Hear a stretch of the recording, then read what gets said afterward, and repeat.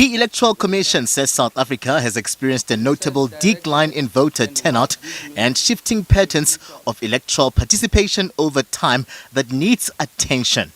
With about 4 months to go before the local government elections, the Electoral Commission hosted a thought leadership seminar looking at the relationship between evolving labour market dynamics and voter participation. The surveys show that some of the explanation for voter disaffection, not disinterest or apathy, but disaffection with elections, is that when they do a cost-benefit analysis, they feel that they are the losers, whereas the people they vote in come out as an elite class of people who prefer their own personal security in blue lights rather than voting in favor of budgets that give bread to the voters themselves. So that's a very influential factor, that service delivery has been, or the lack of it has been, a deterrent.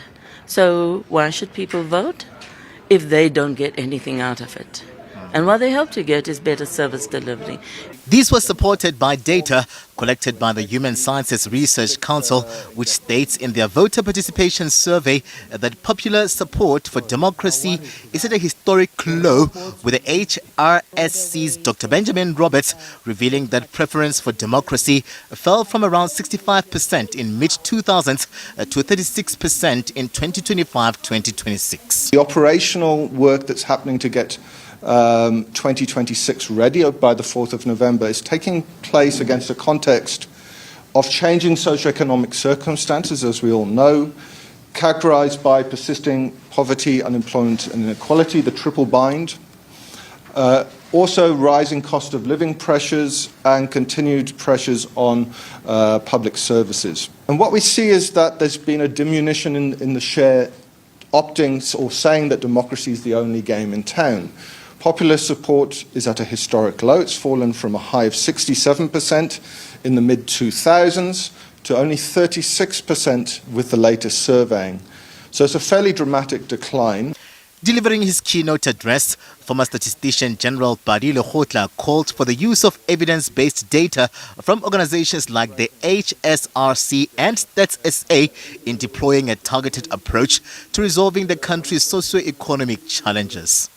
The statistics, yes, are there as the evidence, but they should look at their relatives in the face.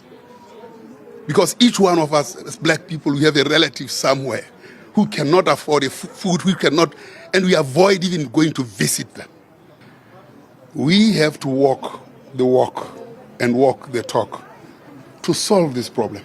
Otherwise, there's no future for the children next. I mean, food parcels and T-shirts have brought us here. So, in the way our system of governance is organized, I mean, I showed you that we need a sixth element, which is statistics.